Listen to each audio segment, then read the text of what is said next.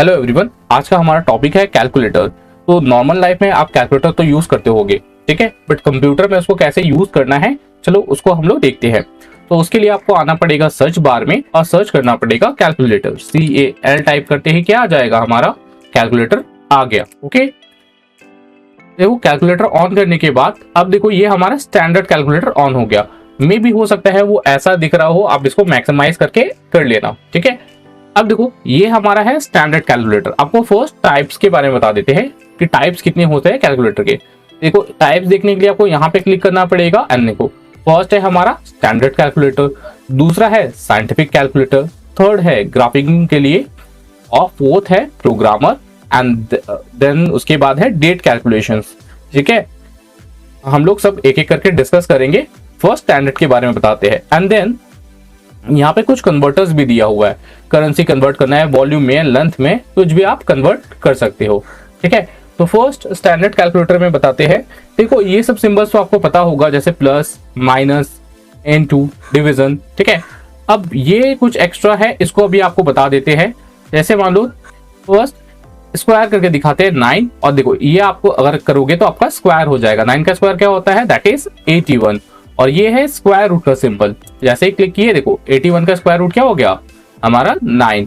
अब ये है 1 और x का वैल्यू दैट इज 9। अगर मान लो 1/9 का वैल्यू चाहिए तो क्या होगा, 111 करके आता है। ठीक है, अब मान लो 1/3 चाहिए तो 3, और यहाँ पे क्लिक कर दो, दैट इज 1/3 का वैल्यू आपको मिल जाएगा।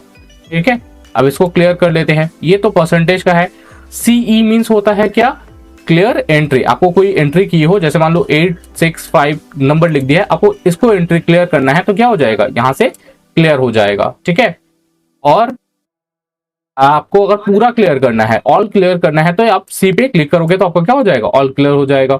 देखो ये सारा बटन्स क्या है, यहाँ से आपको दिखाते हैं। MC मतलब क्या होता है, क्लियर ऑल मेमोरी। अगर आपको यहाँ से कोई मेमोरी में डालना है, ठीक है, जैसे हमारा कोई मेमोरी में भी कुछ सेव है क्या, बिल्कुल नहीं। देखो मेमोरी में कुछ भी सेव नहीं है, हम चाहे तो यहाँ से क्लियर कर दिए। उसके बाद M+ मेमोरी में आप ऐड कर सकते हो। ठीक है, देखो जैसे मेमोरी में ऐड चला गया। माइनस करना है, सब्ट्रैक्ट करना है, हटा दो। MS का मतलब हो गया मेमोरी स्टोर। अगर आप चाहो तो इसको क्या कर सकते हो, स्टोर करके स्टोर कर सकते हो। ठीक है, और ये सारा, और देखो मेमोरी रिकॉल, आप चाहो तो इसे मेमोरी रिकॉल भी कर सकते हो। एक कैलकुलेटर पे आते हैं, that is scientific. Scientific calculator के बारे में भी बहुत लोगों को पता होगा। ठीक है, एंड देखो यहाँ पे आप लोग जैसे यूज कर सकते हैं साइंटिफिक में। अब देखो यहाँ पे कुछ कुछ अलग आपको दिख रहा है, जैसे डिग्रीज दिख रहा है, FE दिख रहा है, टिग्नोमेट्रिस। टिग्नोमेट्रिस से आप लोग वाकिफ होंगे। ठीक है, कि अगर साइन का वैल्यू चाहिए, कॉस का वैल्यू चाहिए, तो हम लोग कैसे यूज करेंगे। चलो जैसे हम लोग साइन 90 का वैल्यू निकालते हैं तो लिखेंगे 90, और साइन 90 का वैल्यू चाहिए तो टिग्नोमेट्रिक वैल्यू में आ गए, और साइन, देखो साइन क्लिक करते ही हमारा क्या आ गया, साइन 90 का वैल्यू क्या होता है, आपको पता है 1। तो आप यहाँ से टिग्नोमेट्रिक वैल्यू भी कैलकुलेट कर सकते हो। ओके, तो चलो नेक्स्ट पे आते हैं, दैट इज ग्राफ। देखो यहाँ पे आप कोई भी ग्राफ वगैरह ड्रॉ कर सकते हो। जैसे मान लो हम यहाँ पे 5 ड्रॉ कर रहे हैं, एंड एंटर। तो देखो यहाँ पे 5 पे आ गया ना मार्जिन, तो आप यहाँ पे अगर चाहो तो ग्राफ भी ड्रॉ कर सकते हो। ओके, देखो ग्राफ आ गया हमारा। नेक्स्ट आते हैं हम लोग प्रोग्रामर। अब प्रोग्रामर के लिए जो प्रोग्राम वगैरह करते हैं उनके लिए, जैसे बाइनरी, ऑक्टा, ठीक है, डेका, हेक्सागोन, ये सारा चीज हम लोग यहाँ पे यूज करते हैं। एंड देन नेक्स्ट आते हैं हम लोग डेट कैलकुलेशन। देखो डेट कैलकुलेशन भी बहुत इंपॉर्टेंट है। कभी कभार हम लोगों को क्या होता है, एग्जैक्ट अपना डेट ऑफ बर्थ निकालना पड़ता है कि मैं कितने साल का हूँ, कितने डेज का हूँ। तो उसके लिए हम लोग क्या करेंगे, डेट कैलकुलेशन पे आएंगे। देखो फ्रॉम मतलब कब से कब तक का चाहिए। फॉर एग्जाम्पल हम यहाँ पे कोई एक डेट ले लेते हैं, चलो ठीक है। जैसे मान लो किसी बच्चे का डेट ऑफ बर्थ है 2008 Feb 2 Feb, ठीक है, यानी कि 2 फरवरी 2008 में उसका बर्थ हुआ है।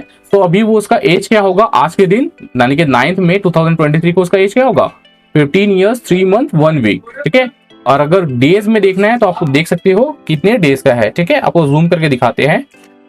देखो आप यहाँ पे अगर वो डेज कैलकुलेट करना चाहो कि एग्जैक्टली कितने डेज का है, तो दैट इज 5575 डेज का है। ठीक है, तो ये हमारे डेट कैलकुलेशन में काफी हेल्प करेगा। ठीक है, अगर आपको स्पेशली आपको अपना डेट ऑफ बर्थ कैलकुलेट करना है या कोई भी डेट एग्जैक्टली कैलकुलेट करना है। तो हम लोग नॉर्मल मोड पे आ गए, ओके। एंड देन हम लोग आते हैं कुछ कन्वर्टर्स भी देख लेते हैं, जैसे करेंसी, ठीक है। करेंसी को कन्वर्ट करने के लिए हम लोगों को ऑलमोस्ट जरूरत पड़ता ही है, ठीक है। तो जैसे यहाँ पे डॉलर्स, ठीक है, जो स्टैंडर्ड करेंसी है, एंड देन आप यहाँ से कोई भी आप सेलेक्ट कर सकते हो। फॉर एग्जांपल हम यहाँ पे रुपीस, क्योंकि हम लोग रुपीस में ट्रेड करते हैं, तो रुपीस कर लिए, ठीक है। अब एग्जैक्टली अब देखो, अगर मान लो मेरे को पता करना है कि $1 का वैल्यू क्या है, तो हम यहाँ पे 1 लिखेंगे और डॉलर का वैल्यू क्या हो गया, 81 रुपीज 87 पैसा, ठीक है। अब मेरे को पता करना है कि $15 का कितना होता है, तो आप यहाँ से कुछ भी कन्वर्ट कर सकते हो, ठीक है। फॉर एग्जाम्पल मेरे भाई ने मान लो यूएसए मेरे को पैसा सेंड किया, ठीक है। कितना मान लेते हैं, $2000 मेरे को सेंड किया, तो यहाँ पे कितना होता है, 1,63,742, ओके। तो आप ये क्या कर सकते हो, कन्वर्ट कर सकते हो। या फिर आपको अगर कोई ऑनलाइन परचेज कर रहे हो और आपको वहां पे डॉलर्स में दिखा रहा है, तो आप उसको क्या कर सकते हो, इंडियन रुपीस में कन्वर्ट कर सकते हो, ठीक है। और इंडियन से आप चाहो तो डॉलर में भी कन्वर्ट कर सकते हो, ठीक है। बस आपको यहाँ पे इंडियन रुपीस सिलेक्ट करना पड़ेगा, ठीक है। जैसे दिखाते हैं आपको, वेट, आप यहाँ से IND टाइप करोगे ना, तो अभी आपका आ जाएगा। देखो आई से सिलेक्ट किए, इंडियन रुपीस आ गया, ठीक है। और इसको अगर डॉलर्स में कन्वर्ट करना है तो क्या करेंगे, यहाँ से डॉलर सिलेक्ट कर लेंगे, ठीक है। तो हमारा आ जाएगा। एंड देन नेक्स्ट आते हैं हम लोग, तो नेक्स्ट आते हैं हम लोग लेंथ पे। एक और कन्वर्टर देख लेते हैं, लेंथ।